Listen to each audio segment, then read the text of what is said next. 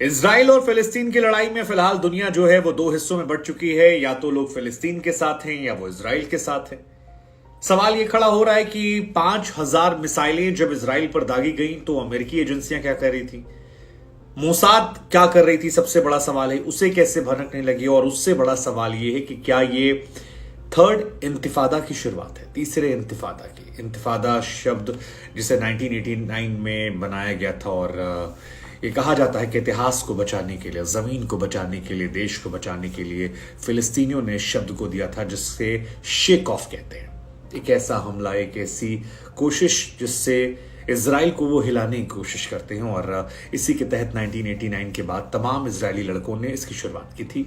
वो इस हमास का हिस्सा बनते हैं जो लगातार अटैक करता है।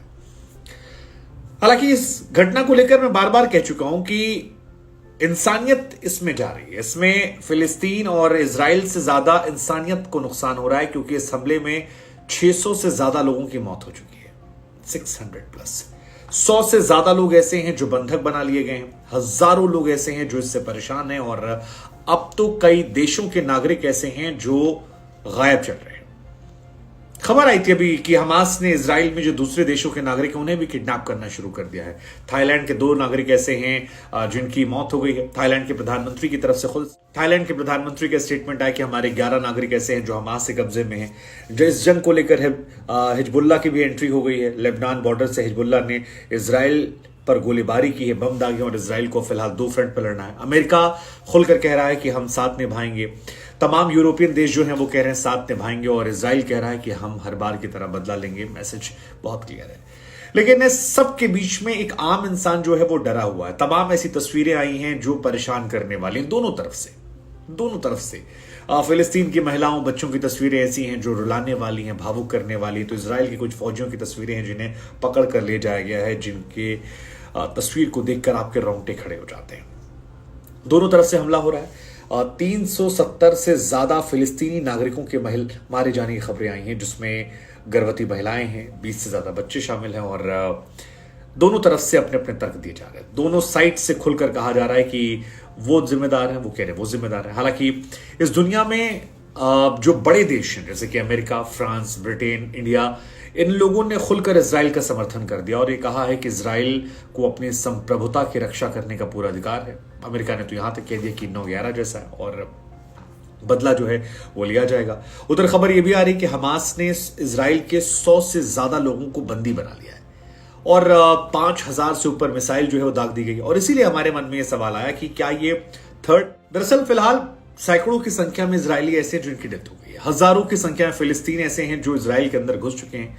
और 100 साल बाद ऐसा हुआ है कि इतनी बड़ी संख्या में घुसपैठ हुई। इससे पहले इतनी बड़ी संख्या में घुसपैठ नहीं हुई थी। और इसीलिए हम कह रहे हैं कि जब इजराइल के प्रधानमंत्री ने कहा कि किसी की कीमत पर नहीं छोड़ा जाएगा, ये थर्ड इंतिफादा वहीं से आ रहा है। इंतिफादा शेक ऑफ, जैसा कि हमने आपको बताया, इस शब्द को कहते हैं। और इजराइल के खिलाफ जब भी विद्रोह करते हैं फिलिस्तीनी तो उसे इंतिफादा कहते हैं। एक ऐसा हमला जो पूरी तरह से इजराइल को हिलाकर रख दे। 1987 में इस शब्द को बनाया गया था और उसके बाद से ही शुरू हुआ था। वेस्ट बैंक और गाजा में जब विरोध हो रहा था और कई सारी घटनाएं हुई जिसको लेकर वह, जिससे मजदूरों की हत्या हुई थी और तमाम चीजें हुई थी, तभी इंतिफादा शब्द की शुरुआत हुई थी। फिलिस्तीन मूल के एक अमेरिकी प्रोफेसर थे, एडवर्ड सईद, उन्होंने ये शब्द दिया था और कहा था कि अपनी जमीन, अपना देश, अपने इतिहास को बचाने के लिए जवाबी कार्रवाई करें। और उसमें ये आया पहला किस्सा वो मजदूरों वाला था, जहां पर 4 मजदूरों पर एक इजरायली गाड़ी आती है और टक्कर मारती है, जिसके बाद उनकी डेथ हो जाती है। इजराइल की तरफ से कहा गया कि ड्राइवर नियंत्रण खो दिया, लेकिन बाद में तमाम जो अरब देश थे वो कह रहे थे कि जानबूझकर टक्कर मारी गई थी, क्योंकि कुछ दिनों पहले एक इजराइल सैनिक की मौत हुई थी। इसके बाद से हिंसा बड़ी शुरू हुई और उसके बाद से यासिर अराफात ने जिम्मेदारियां ली थी। उस दौर के जो नेता थे फिलिस्तीनी लिबरेशन ऑर्गेनाइजेशन PLO के, उन्होंने इस हमलों की, दरअसल ये जो यासिर अराफात ने जिम्मेदारियां ली थी ये उस दौर की जब सैनिकों के साथ मजदूरों के साथ डेथ हुई थी और उसके बाद काफी हंगामा शुरू हो गया था। और उस वक्त से ही एक विरोध जो है वो शुरू हो गया था। पीएलओ के नेता ने जिम्मेदारी ली। इसके बाद से फिलिस्तीन ने इजराइल के साथ काम करना, उनके मजदूरों के साथ काम करना, किसी प्रकार का टैक्स देना या उनके लोगों से कोई सामान खरीदना, ये सारी चीजें बंद हो गई। और जैसे ही इजराइल के सैनिक दिखाई पड़ते उन पर वो पत्थर मारते, बोतल फेंकते। और इसी घटनाक्रम में, इंतिफादा के बीच में ही हमास का जन्म हुआ था। ये हमास जो फिलहाल इनके लिए परेशानी का सबब बना हुआ है।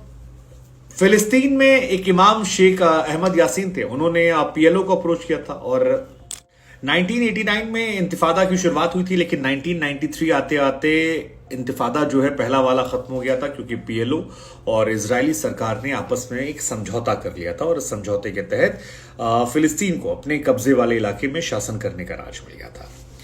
अब ये माना जाता है कि इस पहले इंतिफादा में तकरीबन 180 इजरायली और तकरीबन 1200 या 1300 फिलिस्तीनी नागरिकों की मौत हुई थी। लेकिन इसके बाद दोबारा इंतिफादा तब शुरू हुआ था जब 2000 में 28 सितंबर को एक फिलिस्तीन में इजराइल के विपक्षी नेता थे आरियल शेरोन, वो यरूशलेम पहुंचते हैं और उसके बाद हंगामा शुरू होता है। दरअसल फिलिस्तीनियों को लगा कि शायद वो अल अक्सा मस्जिद जो है वहां पर कब्जा करने के लिए आ रहे हैं और इसी वजह से विरोध जो है बढ़ने लगा सामने से और बहुत ज्यादा विरोध हो गया। इजरायली सेना पर फिर वही पत्थरबाजी हमले शुरू हुए, फिर इजराइल की तरफ से पलटवार शुरू हुआ और काफी ज्यादा हंगामे शुरू हुए। दूसरे इंतिफादा में तकरीबन 1300-1400 इजरायली मारे गए थे और तकरीबन 4000 के आसपास फिलिस्तीनी जो है वो मारे गए थे। हालांकि दूसरा इंतिफादा ऑफिशियली डिक्लेयर होकर खत्म नहीं हुआ, लेकिन उस वक्त जो फिलिस्तीन के राष्ट्रपति थे यासिर अराफात साहब, उनकी डेथ के बाद 2004 में कहा था धीरे धीरे खत्म हो गया और अब एक बार फिर धीरे धीरे ये मामला जो है फिर बढ़ने लगा। इस बार जिस तरह से हमला हुआ है ये भी अपने आप में बहुत बड़ा हमला है। 1000 फिलिस्तीनी इजराइल में आते हैं, हमला करते हैं। क्या ये थर्ड इंतिफादा? खैर, जाते थे आपको एक बात और बता दें कि क्या आप जानते हैं कि हमास की शुरुआत कहां से हुई? हमास को लेकर ये कहा जाता है कि 1948 में जब इजराइल का जन्म हुआ एक तरीके से दोबारा से, उसके बाद फिलिस्तीन संघर्ष चल रहा था, लेकिन डिप्लोमेटिक लेवल पर वो कमजोर पड़ा था और उसे चाहिए था कि कुछ गलतियां सामने से आए और उसी के बाद कहा जाता है कि कट्टरपंथी संगठन को उस दौर के उदारवादी संगठन के सामने खड़ा कर दिया। इजराइल ने इन्हें बढ़ाया था, इस हमास को, जो बाद में उनके लिए मुसीबत का सबब बना। 1987 में इसकी शुरुआत हुई थी और ये इजराइल की तरफ से थी और एक्चुअली हमास को ही आधार बनाकर हमेशा हमला जो है इजराइल करता है कि सामने से आया, हमने तो रिएक्ट किया। ये पूरी कहानी है, लेकिन इसको लेकर माना जाता है कि डिप्लोमेटिक लेवल पर उस दौर के उदारवादी नेताओं के सामने कमजोर पड़ने पर यह सामने से आ गया। फिलहाल हमास में 27,000 लोग हैं, 6 रीजनल ब्रिगेड है, 25 बटालियन है, 106 कंपनियां हैं, कमांडर बदलते हैं, 4 विंग है, उनकी मिलिट्री विंग है, पॉलिटिकल विंग है, सोशल विंग है, इंटरनेशनल अफेयर्स के लिए विंग है। तो काफी पावरफुल है। तमाम हिस्सों पर वो कब्जा करते हैं जहां पर फिलिस्तीनी है और एक इंडिपेंडेंट कंट्री के तौर पर अपने आप को स्टैब्लिश कराते हैं। फिलहाल हमास कई सालों बाद इसराइल को परेशान कर रहा है। छिप छिपा कर हमला करते थे, लेकिन अब वो सामने से हमला कर रहे हैं। उन्हें कहा जा रहा है कि ईरान और कुछ मुस्लिम कंट्रीज का सपोर्ट मिला, हालांकि इसके पीछे उन्होंने आधार बनाया है अप्रैल के महीने में जो घटना हुई थी जहां पर अल-अक्सा मस्जिद में हमला हुआ था। लेकिन फिलहाल हम तो यही कहेंगे कि इंसानियत जो है वो इसमें